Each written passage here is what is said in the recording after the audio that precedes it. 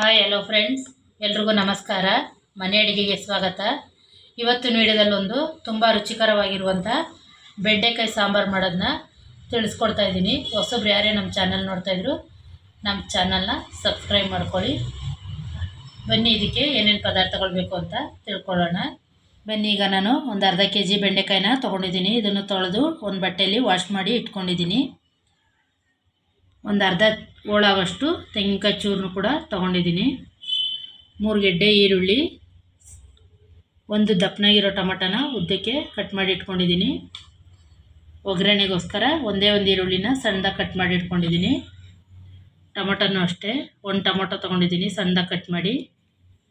1 table spoon ಆಗೋಷ್ಟು ಅಚ್ಕಾರದ ಪುಡಿ, 2 ಟೇಬಲ್ ಸ್ಪೂನ್ ಆಗೋಷ್ಟು ಧನಿಯಾ ಪುಡಿ, ಸ್ವಲ್ಪ ಕೊತ್ತಂಬರಿ ಸೊಪ್ಪು, ಹುಣಸೆಹಣ್ಣು, ಒಂದು ಸ್ವಲ್ಪ ಎಣ್ಣೆ ಒಗ್ಗರಣೆಗೋಸ್ಕರ, ಕರ್ಬೇವಿನ ಸೊಪ್ಪು, 1 ಚಕ್ಕೆ, ಲವಂಗ ಮತ್ತು ಅರ್ಧ ಟೇಬಲ್ ಸ್ಪೂನ್ ಆಗೋಷ್ಟು ಕಾಳು ಮೆಣಸು, ಅರ್ಧ ಟೇಬಲ್ ಸ್ಪೂನು ಅರಿಶಿನ ಪುಡಿ, ಉಪ್ಪು ರುಚಿಗೆ ತಕ್ಕಷ್ಟು.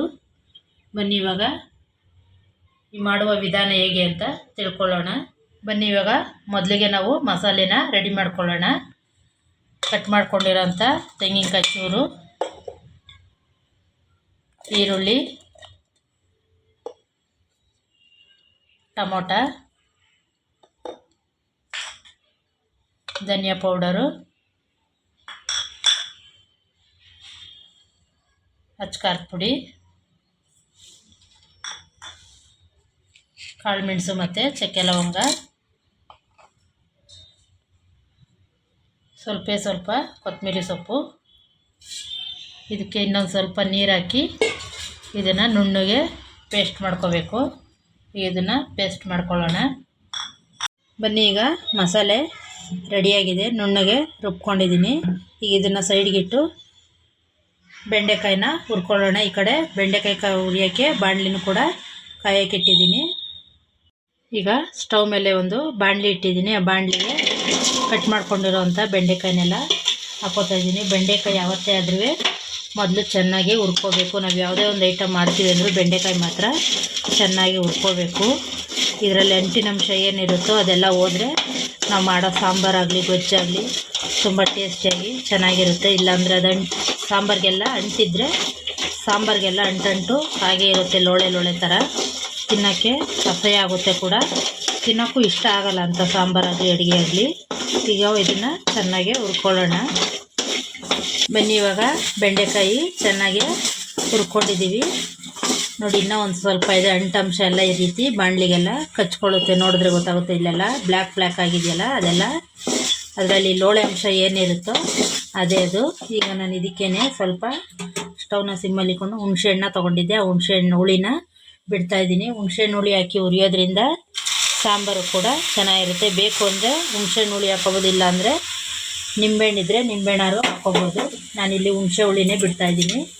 ಇದನ್ನು ಹಾಕ್ಕೊಂಡು ಚೆನ್ನಾಗಿ ಹುರ್ಕೋಬೇಕು. ಸಾಂಬಾರು ತುಂಬಾ ಟೇಸ್ಟಿಯಾಗಿರುತ್ತೆ ನೋಡಿ. ಈಗ ಹುಣಸೆಹಣ್ಣು ಹಾಕಿ ಎಲ್ಲ ಚೆನ್ನಾಗಿ ಹುರ್ಕೊಂಡಿದ್ದೀವಿ. ಇದರಲ್ಲಿ ಒಂದು ಸ್ವಲ್ಪನೂ ಇವಾಗ ಲೋಳೆ ಅಂಶ ಏನೂ ಇಲ್ಲ, ಲೋಳೆ ಅಂಶ ಒಂಚೂರು ಕೂಡ ಇಲ್ಲ, ಎಲ್ಲ ಹೋಗಿದೆ. ಇದು ಈಗ ಆಗಿದೆ. ಇದನ್ನು ಸೈಡ್ಗಿಟ್ಟು ಸ್ಟವ್ ಆಫ್ ಮಾಡ್ಕೊಳ್ಳೋಣ. ಬನ್ನಿ, ಈಗ ಒಂದು ಪಾತ್ರೆನ ಇಟ್ಟಿದ್ದೀನಿ. ಪಾತ್ರೆ ಕೂಡ ಸ್ವಲ್ಪ ಬಿಸಿಯಾಗಿದೆ. ಇದಕ್ಕೆ ಒಂದು 3 ಸ್ಪೂನ್ ಅಥವಾ 2 ಸ್ಪೂನ್ ಆಗೋಷ್ಟು ಎಣ್ಣೆ ಹಾಕೋತಾ ಇದ್ದೀನಿ. ಈಗ ಎಣ್ಣೆ ಕೂಡ ಕಾದಿದೆ. ಇದಕ್ಕೆ ನಾನು ಕಟ್ ಮಾಡ್ಕೊಂಡಿರೋಂಥ ಈರುಳ್ಳಿನ ಹಾಕೋತಾ ಇದ್ದೀನಿ. ಇದ್ರ ಜೊತೆಗೆ ಕರ್ಬೇವಿನ ಸೊಪ್ಪು ಕೂಡ ಹಾಕೋತಾ ಇದ್ದೀನಿ.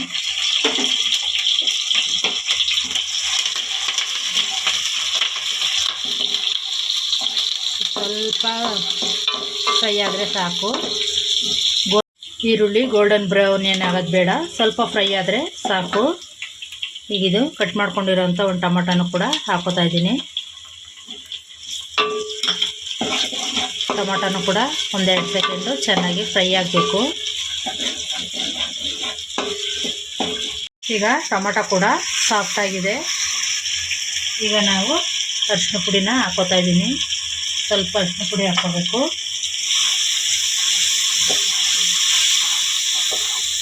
ಈಗ ರುಬ್ಬಿಟ್ಕೊಂಡಿರೋಂಥ ಮಸಾಲೆನೂ ಕೂಡ ಹಾಕ್ಕೊಳ್ಳೋಣ.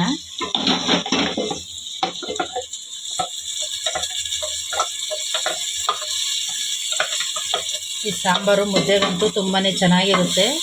ಮುದ್ದೆ ಅನ್ನಕ್ಕಂತೂ ಒಳ್ಳೆ ಟೇಸ್ಟು. ಇದಕ್ಕೆ ಇನ್ನೊಂದು ಸ್ವಲ್ಪ ನೀರು ಹಾಕ್ಕೊಳ್ಳೋಣ. ಈಗ ಜಾರ್ ತೊಳೆದಿರೋ ನೀರು ಕೂಡ ಸ್ವಲ್ಪ ಹಾಕ್ಕೋತಾ ಇದ್ದೀನಿ. ನಿಮಗೆ ಗಟ್ಟಿ ಅಂಶ ಎಷ್ಟು ಬೇಕೋ ಅಷ್ಟು ನೋಡಿ ಹಾಕ್ಕೋಬೇಕು. ನಿಮಗೆ ತೆಳುಗೆ ಬೇಕು ಅನ್ನಂಗಿದ್ರೆ ತುಂಬ ತೆಳುಗೆಲ್ಲ ಮಾಡ್ಕೊಳಕ್ಕೆ ಹೋಗ್ಬೇಡಿ. ಇದಕ್ಕೆ ಬೇಳೆ ಎಲ್ಲ ಹಾಕೋದಿಲ್ಲ ಅಲ್ವಾ, ಅದರಿಂದ ನಾವು ಸ್ವಲ್ಪ ಗಟ್ಟಿಗೆ ಇರಬೇಕು. ಈಗ ಇನ್ನೂ ಸ್ವಲ್ಪ ನೀರು ಬೇಕು. ಇದಕ್ಕೆ ಇನ್ನೂ ಸ್ವಲ್ಪ ನೀರನ್ನ ಆ್ಯಡ್ ಮಾಡೋಣ. ನಾನು ಇನ್ನೂ ಸ್ವಲ್ಪ ನೀರನ್ನ ಹಾಕ್ಕೋತಾ ಇದ್ದೀನಿ. ಈಗ ಇದಕ್ಕೆ ನಾವು ರುಚಿಗೆ ತಕ್ಕಷ್ಟು ಉಪ್ಪು,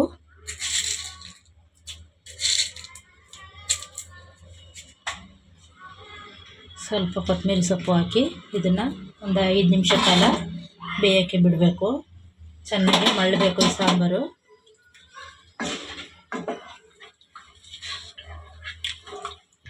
ಬನ್ನಿ, ಈಗ ಸಾಂಬಾರು ಮಳ್ಳಿದೆ ನೋಡಿ, ಚೆನ್ನಾಗಿ ಮಳ್ಳಿ ಗಟ್ಟಿಗಾಗಿದೆ.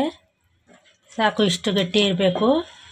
ಇದು ಬೇಳೆ ಎಲ್ಲ ಹಾಕಲ್ವಲ್ಲ ನಾವು, ಅದಕ್ಕಾಗಿ ಇಷ್ಟು ಗಟ್ಟಿ ಇದ್ದರೆ ಸಾಕು. ಈಗ ನಾನು ಹುರಿದಿಟ್ಕೊಂಡಿರೋಂಥ ಬೆಂಡೆಕಾಯಿನ ಹಾಕೋತಾ ಇದ್ದೀನಿ. ಇದು ಬರೀ ಜಸ್ಟ್ 2 ನಿಮಿಷ ಮಳ್ಳಿದ್ರೆ ಸಾಕು. ಬೆಂಡೆಕಾಯಿಗೆಲ್ಲ ಉಪ್ಪು ಖಾರ ಹಿಡ್ದು ಚೆನ್ನಾಗಿ ಬೆಂದೋಗುತ್ತೆ. ಮೊದಲೇ ಹುರಿದಿದ್ದೀವಲ್ಲ ಅದರಿಂದ.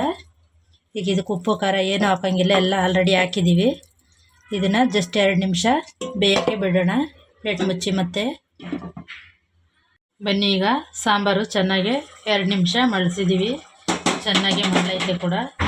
ಸಾಂಬಾರಂತೂ ಘಮ ಘಮ ಅಂತ ಇದೆ, ತುಂಬಾ ಚೆನ್ನಾಗಿ ಬೆಂದಿದೆ. ಈಗ ನೋಡಿ, ಬೆಂಡೆಕಾಯಿ ಎಲ್ಲ ಚೆನ್ನಾಗಿ ಬೆಂದೋಗಿದೆ. ಈಗ ಸ್ಟವ್ ಆಫ್ ಮಾಡಿಕೊಂಡು ಸರ್ವ್ ಮಾಡ್ಕೊಳ್ಳೋಣ. ಸಾಂಬಾರು, ಬೆಂಡೆಕಾಯಿ ಸಾಂಬಾರು ರೆಡಿಯಾಗಿದೆ. ಸರ್ವ್ ಮಾಡ್ಕೊಳ್ಳೋಣ. ತುಂಬಾ ಚೆನ್ನಾಗಿರುತ್ತೆ. ಮುದ್ದೆಗೆಲ್ಲ ಅಂತೂ ಒಳ್ಳೆ ಕಾಂಬಿನೇಷನ್ನು. ಮುದ್ದೆ ದೋಸೆಗಂತೂ ತುಂಬಾ ಸೂಪರ್ ಹಿಟ್ಟಾಗಿರುತ್ತೆ. ಸಾಂಬಾರಂತೂ ಘಮ ಘಮ ಅಂತ ಇದೆ ನೋಡಿ. ಚಪಾತಿ, ಇಡ್ಲಿ, ದೋಸೆಗೆಲ್ಲ ಸೂಪರ್ ಹಿಟ್ಟಾಗಿರೋ ಅಂಥ ಬೆಂಡೆಕಾಯಿ ಗೊಜ್ಜು ತುಂಬಾ ರುಚಿಯಾಗಿರುತ್ತೆ. ಒಂದು ಸಲ ಟ್ರೈ ಮಾಡಿ ನೋಡಿ. ನಿಮಗೂ ಕೂಡ ಈ ಬೆಂಡೆಕಾಯಿ ಸಾಂಬಾರು ತುಂಬಾ ಇಷ್ಟ ಆಗುತ್ತೆ. ಈ ರೆಸಿಪಿ ನಿಮ್ಗೆ ಇಷ್ಟ ಆಗಿದ್ದರೆ ಒಂದು ಲೈಕ್ ಮಾಡಿ, ಶೇರ್ ಮಾಡಿ, ಹಾಗೆ ಸಬ್ಸ್ಕ್ರೈಬ್ ಆಗೋದನ್ನ ಮರಿಬೇಡಿ ಫ್ರೆಂಡ್ಸ್. Thank you. ನೆಕ್ಸ್ಟ್ ವಿಡಿಯೋದಲ್ಲಿ ಸಿಗೋಣ.